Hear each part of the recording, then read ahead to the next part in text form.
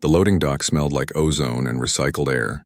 Danny Reed dragged his duffel bag through the entrance of Cargo Bay 7, watching workers scatter around massive containers that floated on anti-gravity platforms.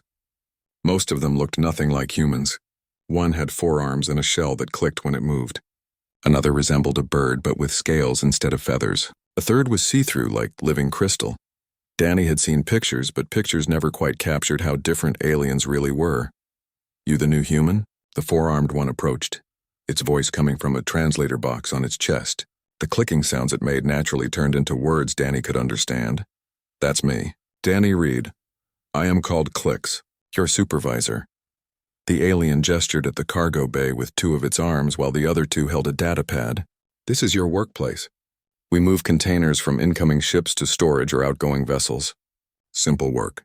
"Very hard work," Danny nodded, looking around. The bay stretched out like a massive warehouse, easily the size of 3 football fields.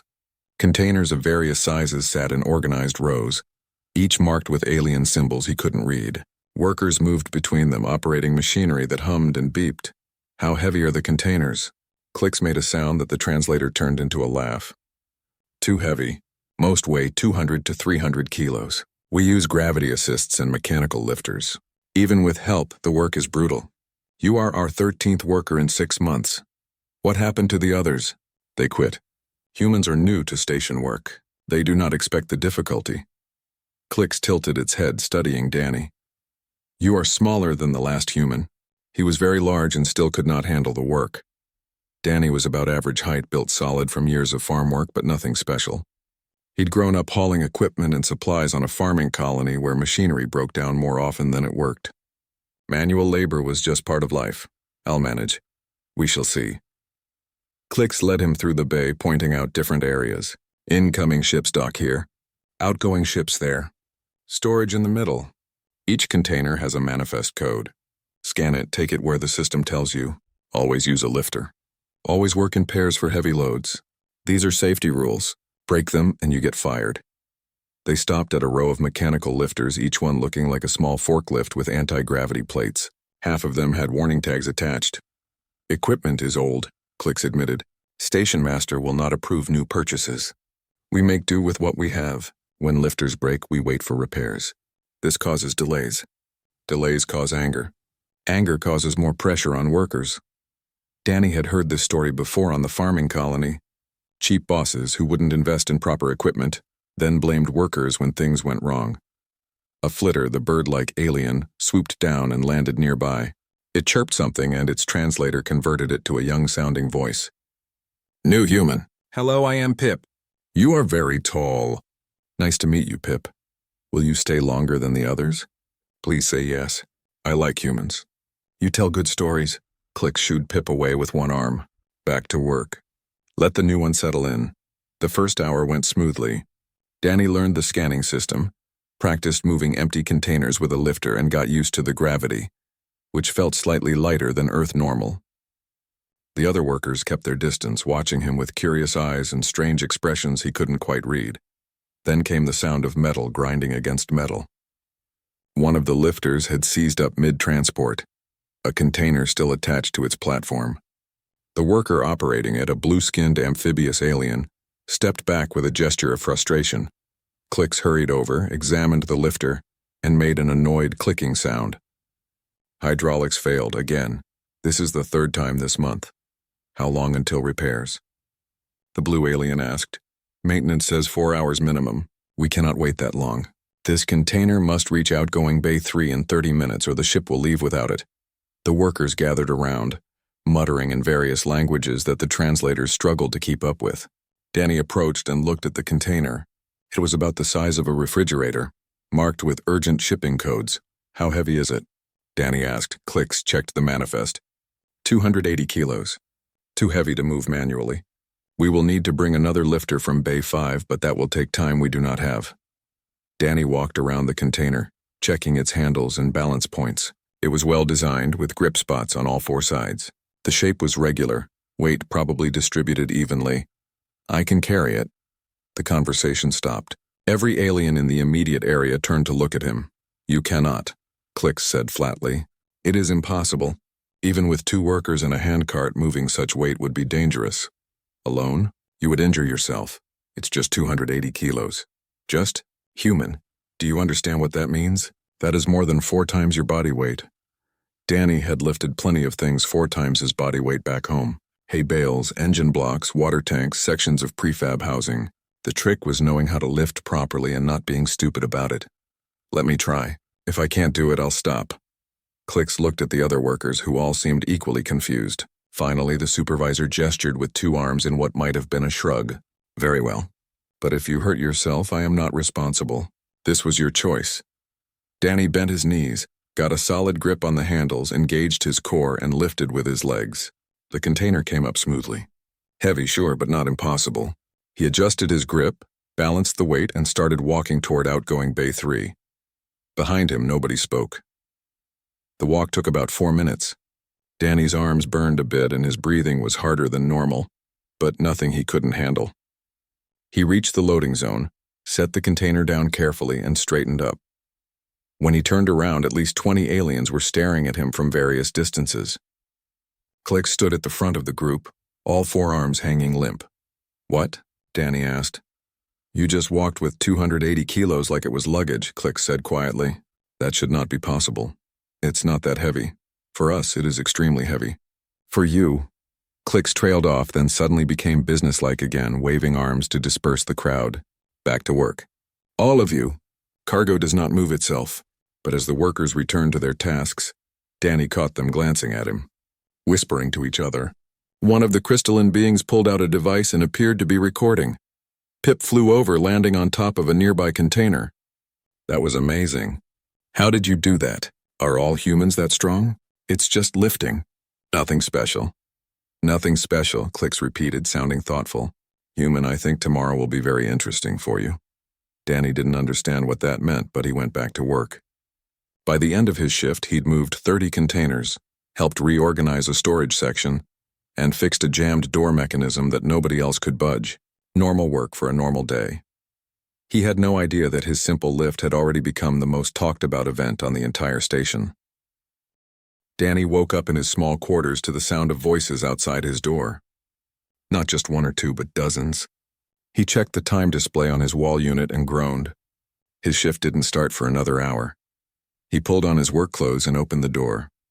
The corridor was packed with aliens of every species he'd seen yesterday, plus several new ones. They all turned to look at him at once. Is it true? Someone asked. The translator couldn't identify who. Is what true? The lift. The container. 280 kilos. Word traveled fast, apparently. Danny squeezed through the crowd, heading for the cafeteria. The aliens followed him like he was leading a parade. By the time he reached the food dispensers, the entire room had gone quiet, everyone watching him grab a breakfast tray. Clicks appeared at his elbow. You are famous now. I just moved a box. You moved a box that would put most species in medical care. Come, sit. We need to talk. They found a corner table. Though privacy was impossible with half the station staring, Clicks pulled up data on a pad and turned it so Danny could see. This is a flitter. An image appeared of someone like Pip. Their homeworld has 0.4 times Earth gravity. Their bones are hollow like birds on your world. That container you lifted would crush their entire body. Click swiped to another image. Gliders come from a water world with 0.6 gravity. Their muscles are designed for swimming, not lifting. They use mechanical suits for heavy labor. Another swipe. My species evolved on a low-gravity moon. We have 4 arms for balance and manipulation, but our strength is spread across all limbs. What you did with 2 arms would require all 4 of mine plus assistance. Danny looked at the data. He'd known aliens came from different worlds, but he hadn't really thought about what that meant. Earth's gravity was just normal to him, 1.0 on the standard scale. He'd never considered that normal might be unusually high. So I'm stronger because Earth has higher gravity? Much higher. Earth is classified as a high-gravity world. Some call it a death world. Clicks lowered his voice. Most spacefaring species come from comfortable planets.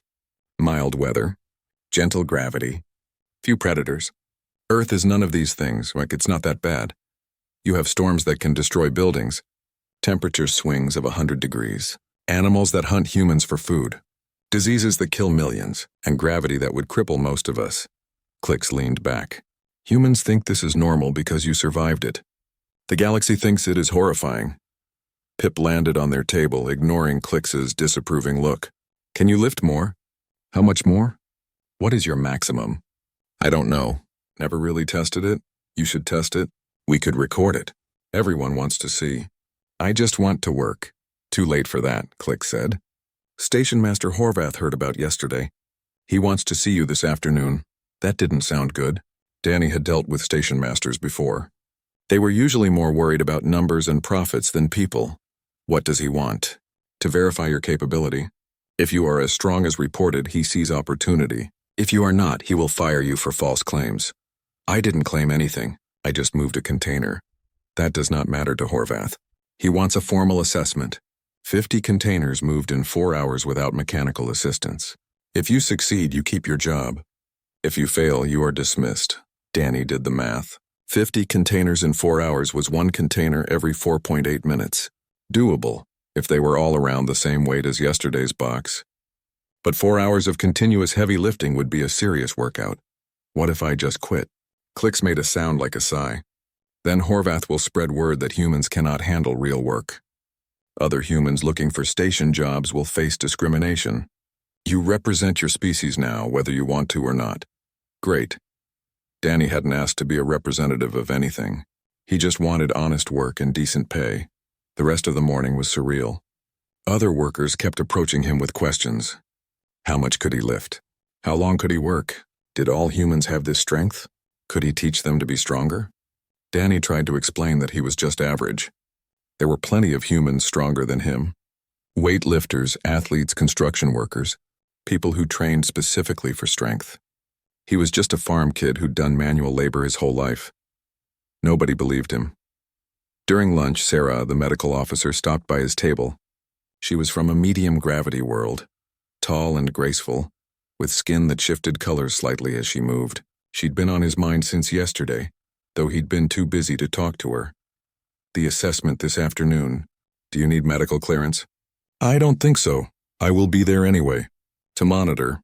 She sat down across from him, studying him with large dark eyes. I have been reading about human physiology. Your species is fascinating. We're really not. You are built like you expect your world to try killing you. She pulled up a medical scan on her pad. Redundant organs. Overbuilt cardiovascular system. Bones designed for impact resistance. Your body is a survival machine. That seems a bit dramatic, is it? What is the gravity on your homeworld colony? 1.0. Standard Earth gravity. And the weather? Danny shrugged. Hot in summer, cold in winter. We get storms sometimes. Defined sometimes, I don't know. Every few weeks? Sarah made a note on her pad. Most civilized worlds go months between weather events. Some have weather control, but Earth colonies just accept dangerous conditions as normal. We adapt. Yes, you do. She looked at him with something between admiration and concern. That is what worries me. You adapt to things that would kill my people. You call it normal. You do not even recognize how impressive it is. Danny didn't know what to say to that. He'd never thought of himself as impressive. He was just Danny Reed, cargo worker trying to make a living. The afternoon came too quickly. The assessment was scheduled for the main cargo bay, and it seemed like the entire station had shown up to watch. Aliens packed the observation walkways, pressed against windows, even hovering in midair in Pip's case. Horvath waited in the center of the bay, a large slug-like being who moved on a hovering platform. His translator had an oily quality that matched his appearance. The human worker. You have caused quite a disturbance with your display yesterday. I was just doing my job. Indeed. Now you will prove whether yesterday was skill or luck. 50 containers. 4 hours. No mechanical assistance. If you fail, you are terminated. If you succeed... Horvath paused, his eye stalks twitching. We will discuss new arrangements. Danny looked at the containers lined up in rows. They all appeared to be similar size and weight. Click stood nearby, clearly worried. Pip perched on a high beam, recording everything. Sarah watched from the medical station, her equipment ready. What's the minimum weight? Danny asked. Horvath checked his data pad. They average 250 kilos. Some are lighter, some heavier. That's it. The entire observation area went silent. Horvath's eye stalks twisted in confusion. That is it? Human, do you understand the challenge? This is designed to be impossible. Danny walked to the first container, tested its weight, and picked it up. It felt about the same as yesterday. Heavy but manageable. He started walking toward the designated delivery zone. Guess we'll find out, he called back over his shoulder. Behind him, the crowd began to buzz with excitement. Clicks covered his face with two hands. Sarah pulled up her monitoring equipment, tracking Danny's vitals on her screen. And Horvath, for the first time in Danny's short acquaintance with him, looked worried. 1 hour into the assessment, Danny had moved 15 containers. His arms ached and sweat soaked through his shirt, but he kept a steady pace. The key was treating it like a long workout, not a sprint. Find the rhythm and maintain it. The crowd never got quieter. If anything, more aliens showed up as word spread. Danny tried to ignore them, focusing on the work. Lift, walk, set down, return. Repeat, simple. Pip flew alongside him on the 5th trip back, chirping excitedly. The translator barely kept up. You are not slowing down. Everyone said you would be exhausted by now. How do you do it? Practice, I guess. Practice? You have done this before? Not exactly this, but similar. Back home, we had to move supplies by hand when the equipment broke. Which was often. How often? Weekly. Sometimes daily. Pip made a sound like a gasp. Your machinery breaks every day and you just work through it? What else would we do? The little alien flew off, probably to share this new information with the crowd. Danny grabbed the 16th container and kept moving. At the hour-and-a-half mark, Sarah called out from the medical station. Danny, you need to hydrate. He set down his current container and walked over. She handed him a water bottle, studying a screen full of data he couldn't understand. Your heart rate is elevated but stable. Body temperature rising but within acceptable range. No signs of muscle damage yet? What you are doing should cause damage. Human muscles are strong, but they still have limits. She looked at him, worried. Are you in pain? Muscles are burning, but nothing serious. I've felt worse. When? Last year we had to rebuild a barn after a storm. 3 days of lifting beams and hauling materials. This is easier. Sarah made a note on her pad, shaking her head. Your species has a strange definition of easier. Danny drank the water and got back to work. 20 containers down, 30 to go, 2.5 hours remaining. The crowd's reaction shifted around the 2-hour mark.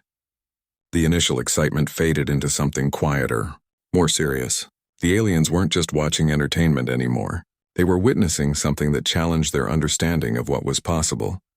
Clicks approached during Danny's next water break, all 4 arms moving in agitated patterns. Horvath is speaking with station security. I do not know what he is planning, but he looks concerned. Why would he be concerned? Isn't this what he wanted? He wanted you to fail, to prove humans are not special, but you are succeeding, and that threatens his narrative. Danny looked across the bay to where Horvath hovered on his platform, eye stalks twitching as he spoke with several armored security personnel. The slug-like station master kept glancing at Danny, and the expression wasn't friendly. Can he change the rules mid-test? He is the station master. He can do whatever he wants. Right on cue, Horvath's amplified voice echoed through the bay. Attention. The assessment parameters are being modified. The remaining containers will be replaced with heavier units. 400 kilos each. The crowd erupted in protests. Even clicks made angry clicking sounds that the translator didn't bother converting. Sarah stood up from her station, looking ready to argue. But Danny just walked to the next container in line. The old ones were being swapped out by machines replaced with larger, denser units. He tested the weight of the first new container. Heavy, definitely heavier. This would be a challenge. He looked back at Horvath, who watched with smug satisfaction. The station master expected Danny to give up or demand the original terms. To admit defeat and prove that humans weren't as special as everyone claimed, Danny cracked his knuckles. You want me to go faster? The crowd went dead silent. Horvath's eye stalks twisted in confusion. What? These are heavier. Should I move them faster to make up time? You think you can move 400-kilo containers? Danny bent down, got a solid grip on the handles, and lifted. The container came up, slowly. His legs strained, his back engaged, his entire core worked to balance the weight. But it came up. He took a breath, adjusted his stance, and started walking. Every step was harder than with the lighter containers. His muscles screamed. His breathing turned heavy. Sweat dripped into his eyes. But he made it to the delivery zone. set the container down without dropping it, and turned around. The walk back felt longer than usual. Sarah's voice crackled through a personal comm unit. "Danny, your vitals are spiking. You need to rest. How many containers left?" 28. Time remaining? 1 hour 45 minutes, he did the math. 28 containers in just under 2 hours. Doable, but it would hurt. I'm fine. You are not fine. Your body is approaching dangerous stress levels. Danny picked up the second heavy container. I've had worse, and he had. He remembered the time a storage tank had fallen during construction, pinning his father underneath. Danny had been 16, alone on the site, no help within miles. He'd lifted that tank enough for his father to crawl out. Nobody had called it impossible. It was just what needed doing. This was the same. A job that needed finishing. The crowd watched in absolute silence now. No cheering, no excitement, just stunned observation as Danny moved container after container. His pace slowed, but he didn't stop. At the 30-minute mark, his hand started shaking. At 40 minutes, his vision got blurry. At 50 minutes, Clicks tried to step in, calling for the test to end, but Danny waved him off and kept going. 5 containers left. His legs felt like they might give out. 4 containers. His grip was barely holding. 3 containers. The world narrowed to just the weight in his hands and the distance to the delivery zone. 2 containers left when Horvath's voice cut through the bay. Enough, this test is concluded. You have proven your point. Danny set down the container he was carrying and turned to look at the station master. Still got 2 more. I said it is concluded. You pass. I don't quit jobs halfway. This is not quitting. This is me ending the test. Danny walked back to grab another container. Not done yet. Human, I am ordering you to stop. You ordered me to move 50 containers in 4 hours. I'm moving 50 containers in 4 hours. He lifted the second-to-last container. It felt like it weighed 1,000 kilos. His arm shook so badly he nearly dropped it twice. But he made the walk, set it down, and came back for the last one. The final container was the heaviest. Or maybe Danny was just at the end of his strength. Either way, lifting it took everything he had left. His knees nearly buckled. His vision went gray at the edges. But he got it up, 1 foot in front of the other. That's all moving was. Just keep putting 1 foot in front of the other. The delivery zone looked a mile away. Might as well have been. Every step was a negotiation with his body, convincing his muscles to work just a little bit longer. 10 steps from the end, he stumbled. The container tilted dangerously. Several aliens in the crowd gasped. Danny caught his balance, readjusted his grip, and covered the last few steps. He set the container down gently, refusing to drop it even now, and then finally let go. His hands wouldn't uncurl properly. He stood there, breathing hard, staring at his cramped fingers. Sarah was at his side immediately, scanner in hand. You need medical attention. Right now. I'm fine. You have muscle tears in both arms, your core temperature is dangerously high, and you are on the verge of collapse. But I finished. Clicks approached, speaking quietly. Yes, human. You finished. Now please let Sarah help you before you fall over. Danny's legs chose that moment to give out.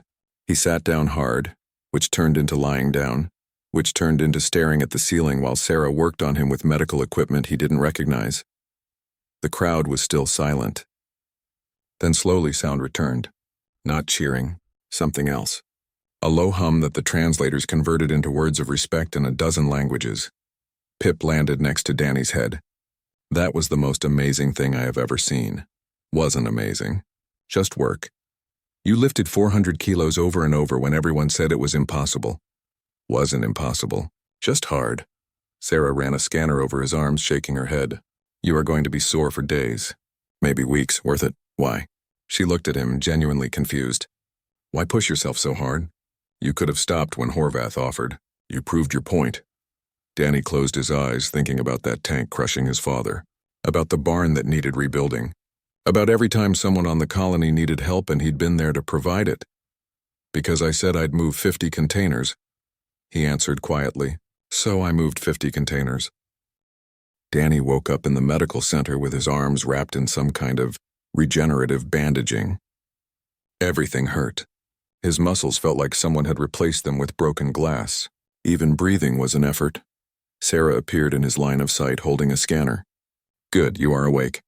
How do you feel? Like I got run over by a cargo hauler. Close enough. You pushed your body well beyond safe limits. The muscle tears are healing, but you need rest. She paused, studying her screen. Also, there are 73 beings waiting outside to see you. 73? It would be more, but station security is controlling the crowd.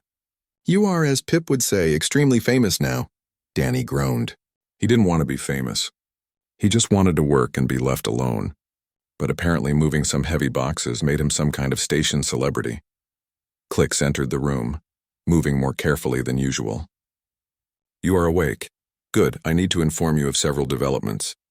What kind of developments? First, Horvath has been removed as station master. The workers filed a formal complaint about the assessment modification. Higher authorities agreed it was improper. He is being transferred to a less important position. That was unexpected. Okay. Second, I have been promoted to interim station master. I want you to know I had nothing to do with this decision and I find it deeply uncomfortable. Congratulations. Clicks made an embarrassed clicking sound. Third, your assessment has been transmitted across several trade networks. Other stations are requesting human workers. Some are offering significant bonuses. Danny tried to sit up and immediately regretted it. I don't want to leave. You may not have a choice. There are also less pleasant developments. Sarah crossed her arms. Tell him about the smugglers. Ah, yes. Clicks pulled up a data pad. 3 separate criminal organizations have sent inquiries about hiring you for illegal cargo operations. They believe your strength would be valuable for moving restricted materials. I'm not doing that. I told them you would refuse. They increased their offers, substantially. Still no. Also, Transgalactic Mining Corporation wants to study you. They wish to understand human physiology for potential enhancement programs. Study me how? Sarah made an angry sound. They want to take tissue samples, scan your entire body, and potentially keep you in a research facility for extended periods. I told them to file their request in the nearest airlock. Despite everything hurting, Danny smiled. Thanks. You are not a research subject. You are a person. Sarah's skin shifted to a darker color, which he'd learned meant strong emotion. These corporations see you as a resource to exploit. Clicks nodded with 2 heads. The galaxy is learning that humans are exceptionally capable. Many see opportunity. Some see profit. Few see people. A soft chirp announced Pip's arrival. The little alien flew through the door before anyone could stop him and landed on Danny's bed. You are awake! Everyone is talking about you. I have been recording everything. My video channel has 17,000 new followers. You have a video channel?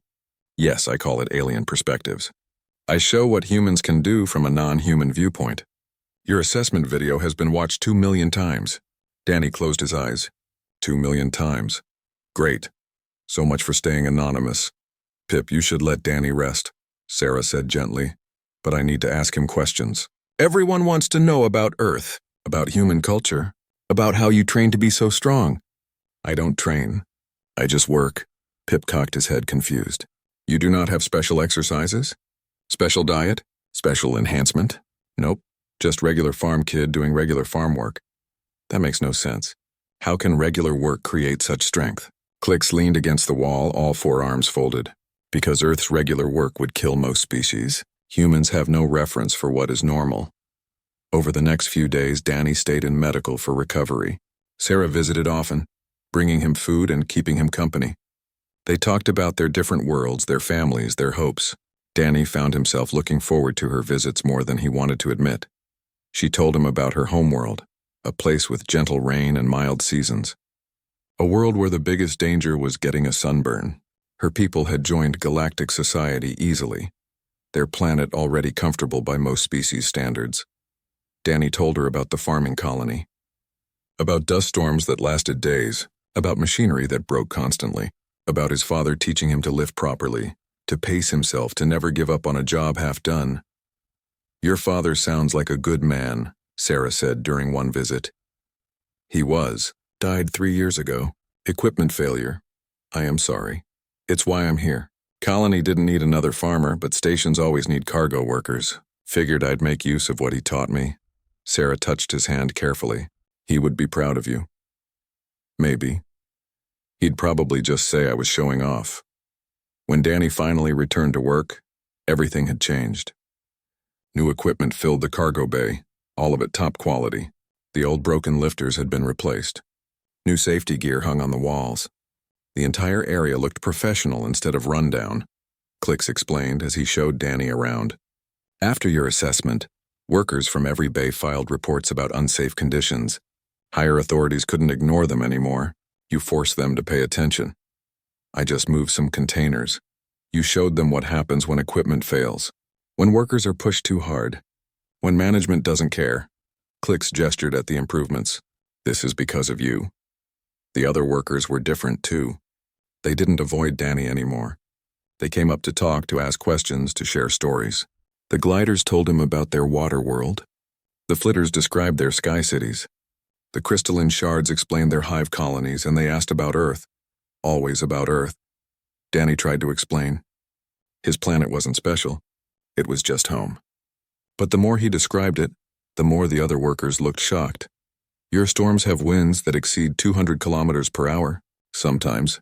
Your temperature can drop 50 degrees in a single day. In winter, yeah.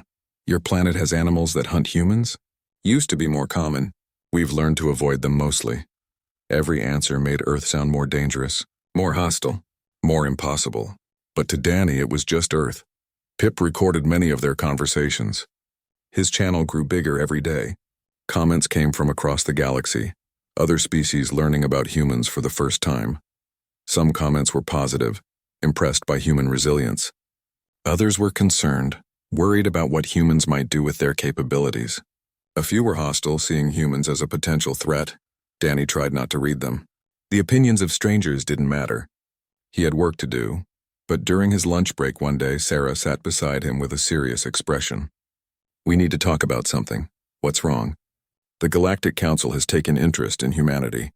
They want to meet with you. Why me? Because you became the face of human capability.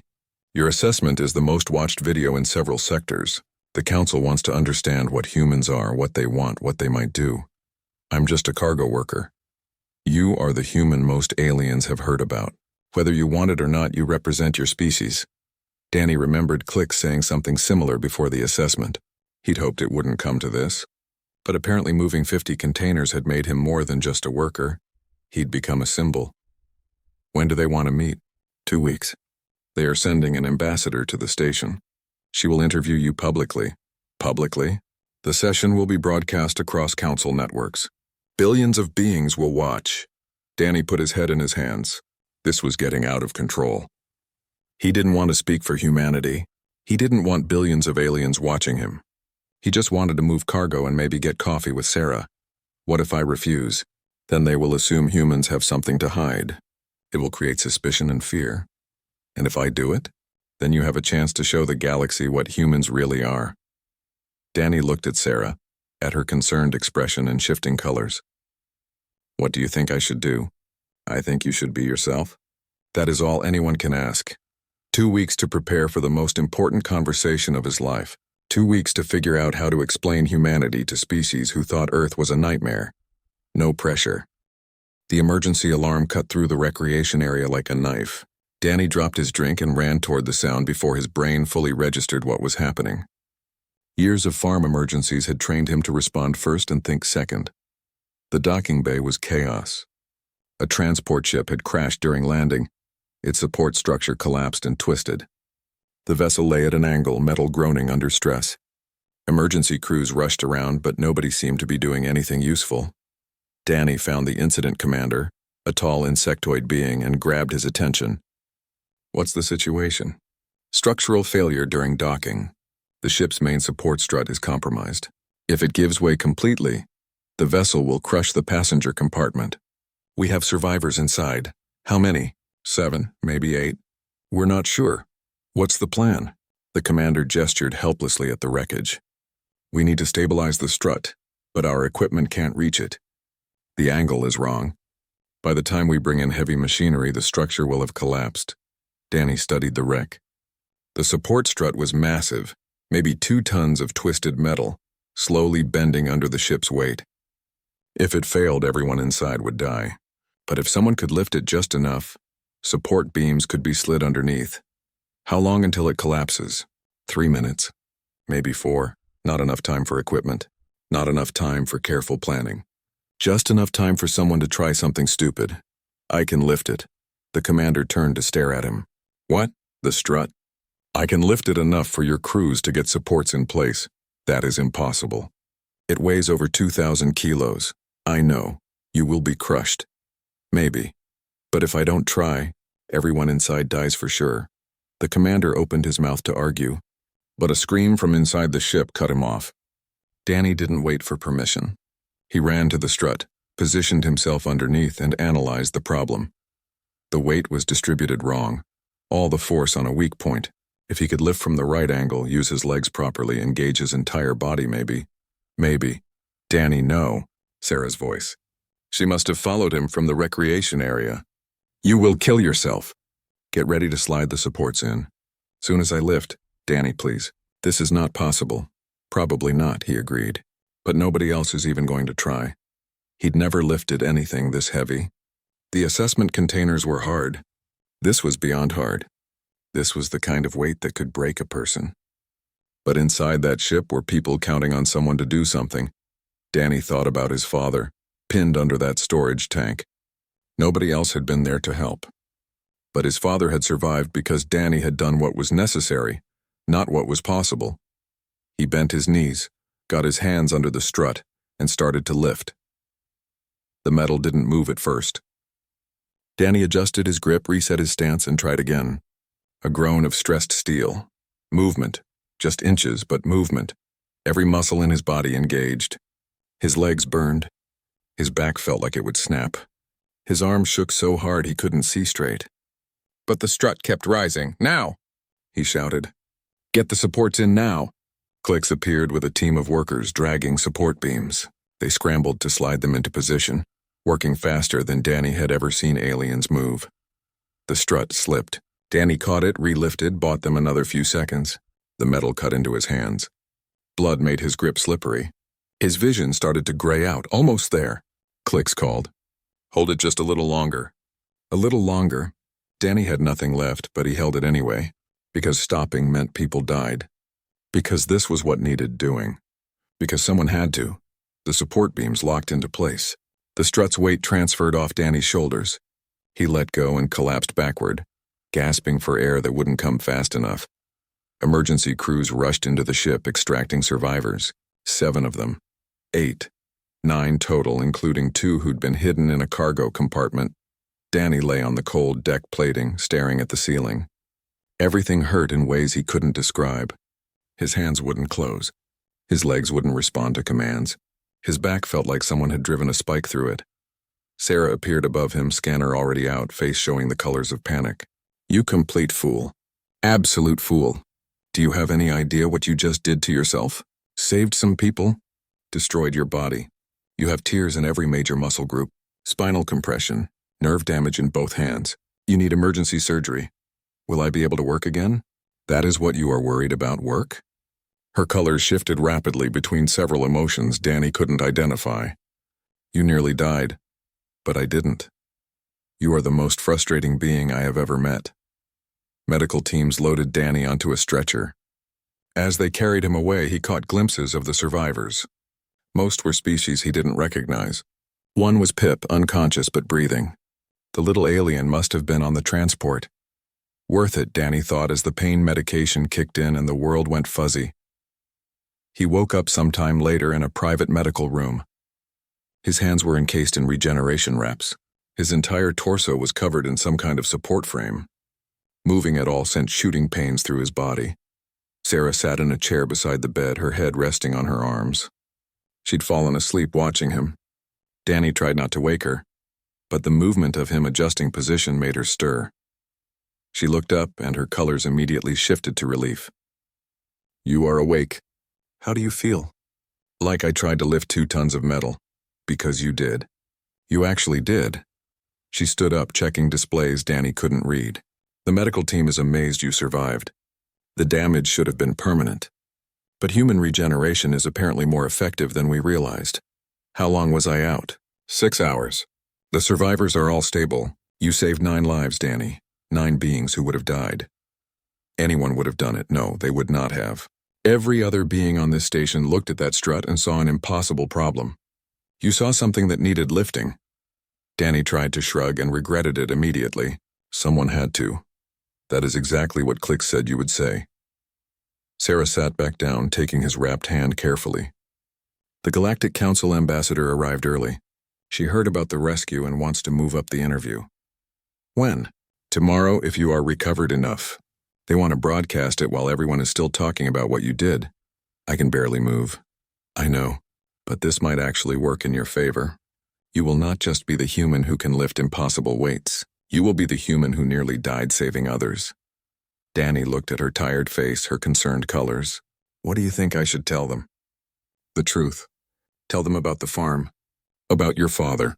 About why you do what you do. She squeezed his hand gently. Tell them humans are not superhuman. You are just people who learn to carry heavy things. That doesn't sound very impressive. It is the most impressive thing about your species. You do not see your own strength as special. You see it as responsibility. A soft knock at the door announced Clicks and Pip. The little alien flew immediately to Danny's bed, chirping frantically. You saved me. The ship was crushing and everything was dark, and then we were free and they said you lifted the entire strut. Is that true? Did you really lift it?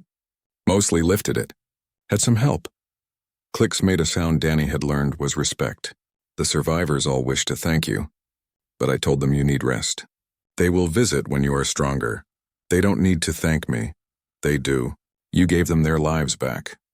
That deserves recognition. Danny wanted to argue, but the exhaustion and pain medication were pulling him back under. His last thought before sleep claimed him was that tomorrow he'd have to explain humanity to billions of aliens. He really hoped he didn't mess it up. The station commons had been converted into an interview space. Cameras from a dozen different networks pointed at 2 chairs in the center. Danny sat in one, still wearing the support frame under his work clothes. Every movement reminded him that his body was mostly held together by medical technology and stubbornness. Ambassador Teelith sat across from him. She was from one of the elder species, tall and elegant with silver skin that seemed to glow softly. Her species had been traveling the stars for thousands of years before humans figured out fire. Behind the cameras, hundreds of station residents watched. Sarah stood with Clicks and Pip, all of them looking nervous. The entire galaxy was tuning in, apparently. No pressure. Teelith spoke first, her voice calm and measured. Thank you for agreeing to this interview, Danny Reed. The Galactic Council wishes to understand humanity better. You have become our window into your species. I'm probably not the best example. Why do you say that? I'm just average. There are way stronger humans. Smarter ones, too. I just move cargo. Teelith tilted her head. You lifted a 2,000-kilo support strut yesterday. This is average? I mean, I couldn't hold it very long. Someone who trains for strength sports could probably do better. Someone who trains. Teelith leaned forward slightly. What is your training regimen? I don't really have one. I just work. The work is your training. Danny thought about how to explain it. Back on the farming colony, we didn't have much choice. Equipment broke down constantly. You either learned to do things manually or nothing got done.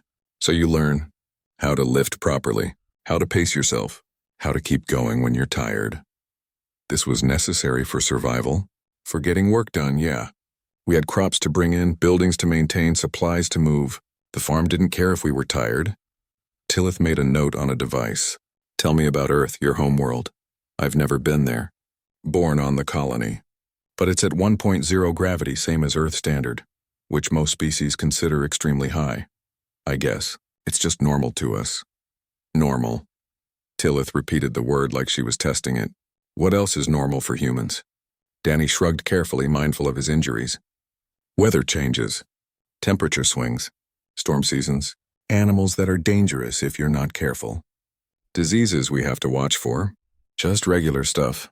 Regular stuff that would kill most galactic citizens within days. Really? Yes, Earth is classified as a Class 9 death world. Your regular stuff represents multiple catastrophic threats simultaneously. Danny hadn't known that. Earth just seemed like Earth. Difficult sometimes, sure, but you learn to deal with it, Teelith continued. I want to understand something. Yesterday you nearly died saving beings you did not know. The assessment you passed would have hospitalized any other species. Your work ethic exceeds what most consider possible. Why? Why what? Why push yourself so hard?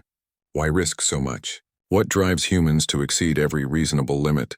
Danny thought about the question. Nobody had really asked it that way before. I don't think we see them as limits. Explain. Like the support strut yesterday. Everyone said it was impossible to lift. But impossible just means nobody's done it yet. So you try. Maybe you fail, but at least you tried. And sometimes you don't fail. Even at risk of death? People were dying if I didn't try. That wasn't really a choice, it was absolutely a choice. You could have waited for equipment, and they would have died. So no, not really a choice. Tillith was quiet for a moment. The Council is concerned about humanity. Your physical capabilities are remarkable. Your tolerance for hardship is unprecedented.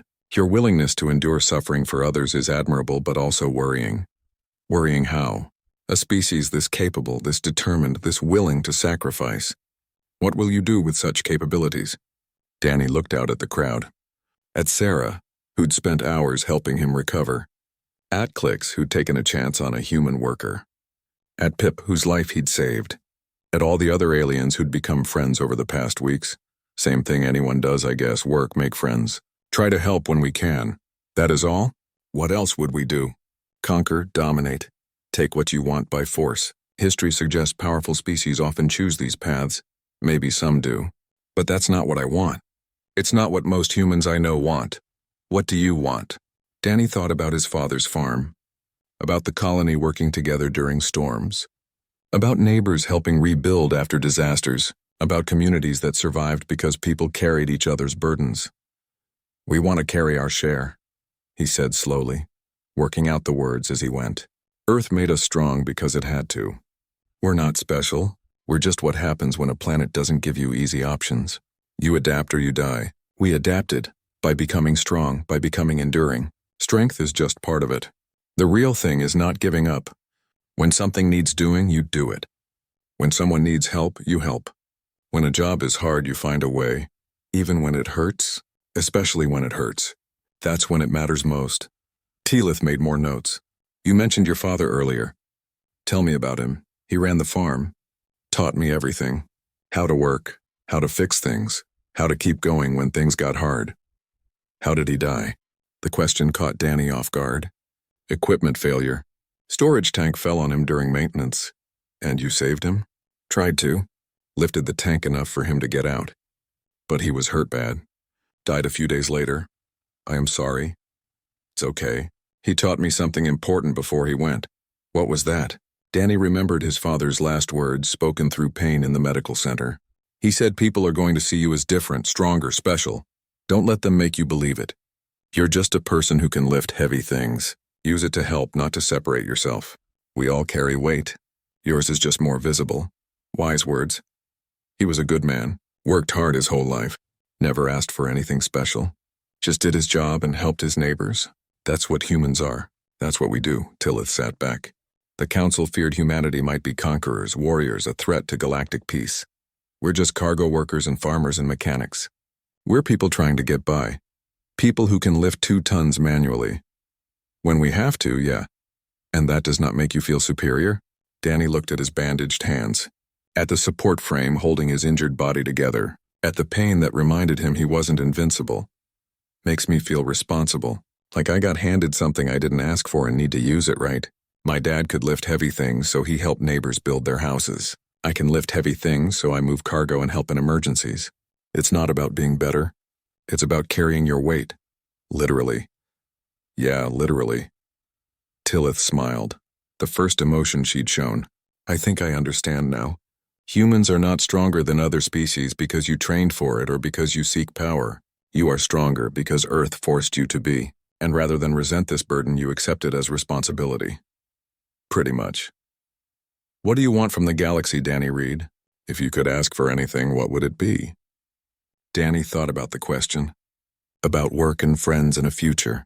About Sarah's smile and Pip's enthusiasm and Click's loyalty. About the community he'd found on this station. Just let us help. We're good at carrying things. Heavy things, hard things, dangerous things. That's what Earth taught us. We don't want to rule anyone or prove we're better. We just want to pull our weight. And if your weight is more than others can carry, then we carry more. That's the whole point. Everyone does what they can. We can do this, so we do. Tillith stood, and Danny struggled to stand with her. She reached out, and they shook hands in the human custom she'd clearly researched. On behalf of the Galactic Council, I welcome humanity to the galactic community. We see now that you are not a threat. You are partners who happen to carry heavier loads. The crowd erupted in sound, not just cheering, but a mix of calls and whistles and chirps and clicks from dozens of species. Danny smiled, embarrassed by the attention. As the cameras shut off and the crowd dispersed, Sarah approached. Her colors showed happiness and pride. You did well. I just told the truth. That is why it worked. Come on, you need to rest. Doctor's orders. They walked slowly back to the medical center, taking their time. The station felt different somehow. More like home, Danny? Sarah asked quietly. Yeah. When you said humans want to help carry heavy things, did you mean literally or figuratively? Both, I guess. Why? Because I have some heavy things in my life. Difficult choices, complicated situations, and I think I would like help carrying them. Danny looked at her, understanding what she wasn't quite saying. I'm pretty good at carrying things, I have noticed. She smiled, her colors shifting to something warm and gentle. Also, you are terrible at taking care of yourself. Someone needs to make sure you do not lift any more impossible weights for at least a month. A month seems excessive. I am your doctor. I decide what is excessive. They reached the medical center, and Sarah guided him to his room. As Danny settled carefully onto the bed, she checked his vitals one more time. You changed everything, you know, she said softly. This station, how aliens view humans, maybe even how humans view themselves. I just moved some containers and lifted a strut. You did what was needed when nobody else could. That is more than moving containers. Danny closed his eyes, exhaustion catching up with him. My dad used to say something. People would ask him how much he could lift. He'd say enough. They'd push, want numbers, want proof. He'd just repeat enough. Enough to help. Enough to do the job. Enough to matter when it counted. That is all humans want? That's all anyone should want. Sarah was quiet for a moment. Then, very carefully, she took his bandaged hand. Then you have succeeded. You lifted enough. Over the following weeks, Danny recovered. His injuries healed faster than Sarah expected, though she kept him on light duty longer than he wanted. The station settled into a new normal. Better equipment, fair treatment, workers from all species cooperating like they'd always been meant to. Horvath's replacement was fair and reasonable.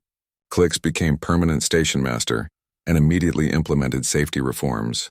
Pip's channel became the most popular human interest program in the sector, and Danny went back to work. Moving cargo, helping with repairs, doing the job he'd come here to do. The only difference was now he had friends. A community, maybe something more with Sarah, though they were taking it slow. Other humans started arriving at the station looking for work.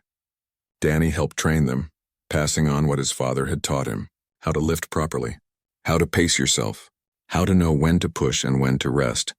They asked him about the assessment, about the rescue, about speaking to the Galactic Council. Danny's answer was always the same. Don't worry about their limits. Just find yours, then do what needs doing. One day, a new human worker arrived, nervous and uncertain, young, barely 20, looking lost in the massive cargo bay. Danny recognized that feeling. He walked over, introduced himself, and started showing the kid around. Explaining the job, the equipment, the expectations. Is it true what they say? The kid asked. That you lifted 2 tons by yourself? Wasn't by myself. Had a whole team supporting the structure. I just did one part. But you're like super strong, right? All humans are? Danny thought about how to answer. About Earth and gravity and evolution and adaptation. About his father and responsibility and community. About everything he'd learned. We're as strong as we need to be, he said finally. And we help where we can. That's enough. The kid nodded, not quite understanding yet, but willing to learn. As Danny watched him start his first day, moving containers under Clix's guidance, he felt something settle into place. This was the work. Not just moving cargo, but showing others that strength wasn't about being better. It was about being useful. About carrying your share and helping others carry theirs. His father would have approved. The loading dock hummed with activity. A dozen species working together, each contributing what they could. And somewhere in the middle of it all, Danny Reed moved containers and fixed equipment and helped however he was needed. Just a cargo worker. Just a human. Just someone who lifted what needed lifting. It was enough.